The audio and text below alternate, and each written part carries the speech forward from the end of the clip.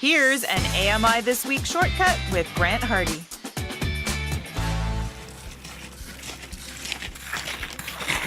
The unmistakable sound of crunching snow.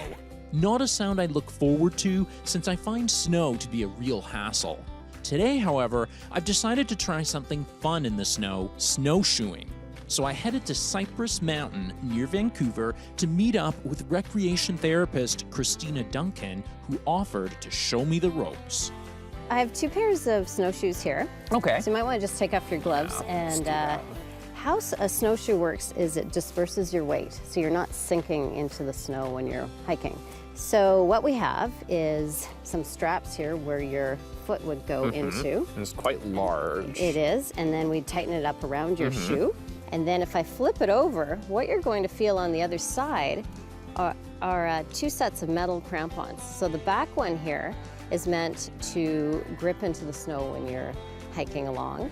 And the front one is also meant for that, but it's also meant for when you're going uphill. And you can really dig your toes in so that you have great grip going uphill, so you're not sliding around. Great. With our snowshoes on and hiking poles in hand, we were ready to set out. Okay, Are we we're ready to this? rock. I think we're ready too. Let's go for it. Let's do this. Good. All right. This way? This way we go. Modern snowshoes are very light, so the weight isn't an issue. However, walking does take a little getting used to since they're longer and wider than your regular shoes. So this I actually think is easier than hiking because the terrain doesn't have as many obstacles. Yeah, I think that's true. As many obstacles as if you're on a trail in the summertime. You don't have roots or rocks in the way. After hiking along the wide ski trail, we headed into the woods. Okay, so now we're off the main wide trail and we're in a narrower trail. So Okay. stay right behind me. Okay. Using the hiking poles, I was able to track the snowy ridges on each side of the trail in order to make sure I didn't get off track. All right, and we're going up a little bit. This is where the poles are super handy to dig in. Yeah, you're doing super well. Great. Yeah, I mean, it's nice to know that I could go snowshoeing with a group of people and do okay. Oh, you really would. And what we're gonna do now, Grant, is go up this hill and really practice with your toes gripping in with your metal crampons. Okay. So here we go, we're digging Good. in. So you're not gonna slip anywhere Of and course going not. up the hill. As I just slipped.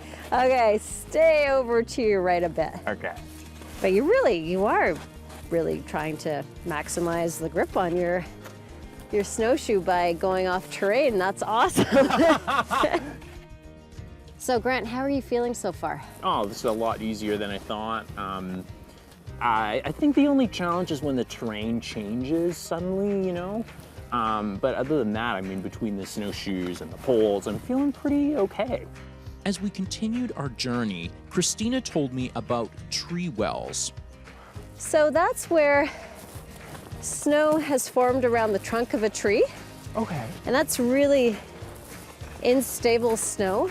It can be dangerous because it is a bit like quicksand. You can really sink quite rapidly into it. After a few steps, we reached Hollyburn Lodge, where snowshoers and skiers can take a break and warm up. Snowshoe guide Kelvin Brown met up with us outside the lodge, which has long historic roots. This used to be the Whistler of its day, the first big ski place anywhere in the Pacific Northwest and Western Canada. What we see behind me is Hollyburn Lodge. It opened as a ski lodge for people coming over from Vancouver. And today, well, a couple of years ago, we kind of knocked it down. It was due for a bit of renovation. It retains all the character. We have the memorabilia and the pictures in there of all those historical times. And it's our Nordic Central, so we can get hot drinks and food in there as well.